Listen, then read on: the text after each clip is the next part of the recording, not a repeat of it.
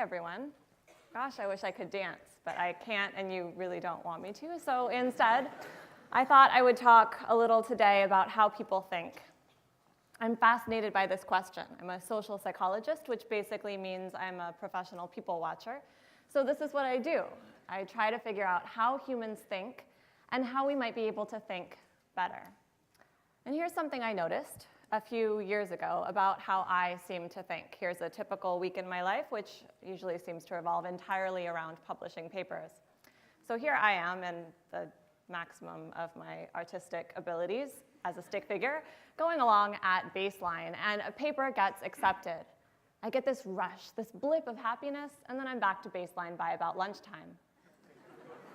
A few days later, a paper might get rejected, and that feels pretty awful. And I wait for that blip to end, but somehow I just can't stop thinking about it. And here's the craziest part. Even if another paper gets accepted the next day, well, that's nice, but somehow I can't get that pesky rejection out of my head. So what is going on here? Why does a failure seem to stick in our minds so much longer than a success? Well, together with my colleague, Amber Boydston, in the political science department, I started thinking about this question of, do our minds get stuck in the negatives? We all know intuitively that there are different ways of thinking about things. The same glass, the saying goes, can be seen as half full or half empty. And there's a lot of research in the social sciences showing that depending on how you describe the glass to people, as half full or half empty, it changes how they feel about it.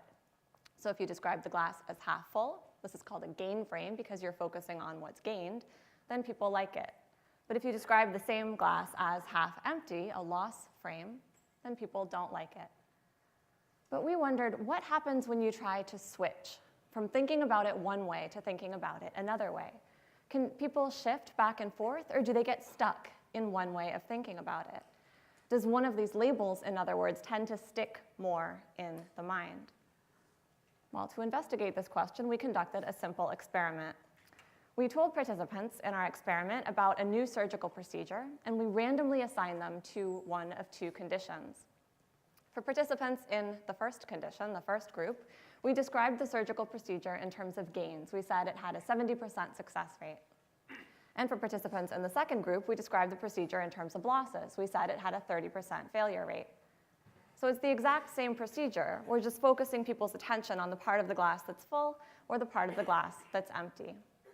Perhaps unsurprisingly, people like the procedure when it's described as having a 70% success rate, and they don't like it when it's described as having a 30% failure rate. But then we added a twist. We told participants in the first group, you could think of this as a 30% failure rate. And now they don't like it anymore. They've changed their minds. And we told participants in the second group, you could think of this as a 70% success rate, but unlike the first group, they stuck with their initial opinion. They seemed to be stuck in the initial loss frame that they saw at the beginning of the study. We conducted another experiment.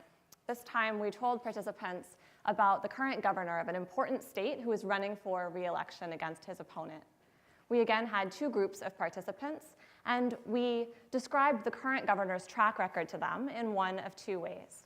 We said that when the current governor took office, statewide budget cuts were expected to affect about 10,000 jobs. And then half the participants read that under the current governor's leadership, 40% of these jobs had been saved. And they like the current governor. They think he's doing a great job. The rest of the participants read that under the current governor's leadership, 60% of these jobs had been lost. And they don't like the current governor. They think he's doing a terrible job. But then, once more, we added a twist. For participants in the first group, we reframed the information in terms of losses. And now they didn't like the current governor anymore. And for participants in the second group, we reframed the information in terms of gains. But just like in the first study, this didn't seem to matter. People in this group still didn't like the current governor. So notice what this means. Once the loss frame gets in there, it sticks. People can't go back to thinking about jobs saved once they've thought about jobs lost. So in both of these scenarios, actually, the current governor gets ousted in favor of his opponent. Well, at this point, we were getting curious. Why does this happen?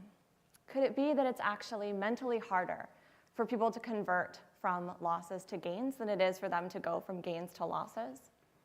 So we conducted a third study to test how easily people could convert from one frame to another.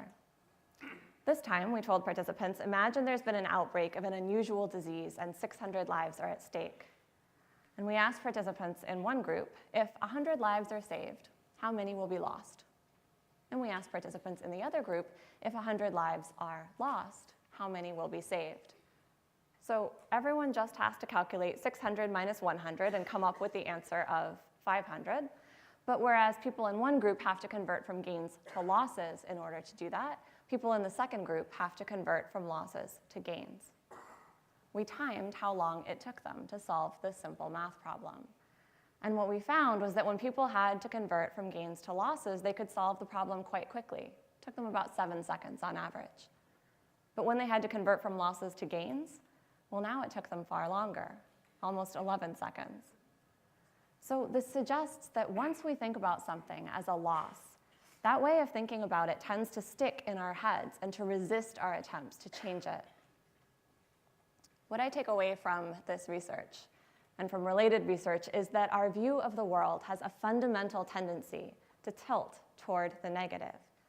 It's pretty easy to go from good to bad, but far harder to shift from bad to good. We literally have to work harder to see the upside of things. And this matters. So think about the economy. Here's economic well-being from 2007 to 2010. And you can see it tanked, just like we all remember. And then by late 2010, it had recovered by most objective measures. But here's consumer confidence over the same time period. You can see it tanks right along with the economy, but then it seems to get stuck.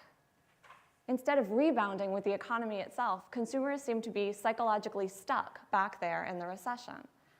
So oddly then, it may take more effort to change our minds about how the economy is doing than to change the economy itself. On a more personal level, what this research means to me is that you have to work to see the upside. Literally, this takes work. This takes effort. And you can practice this. You can train your mind to do this better.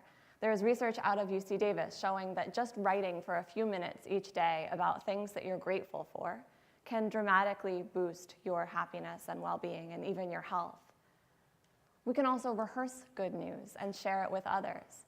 We tend to think, right, that misery loves company, that venting will help get rid of our negative emotions, that we'll feel better if we just talk about how terrible our day was.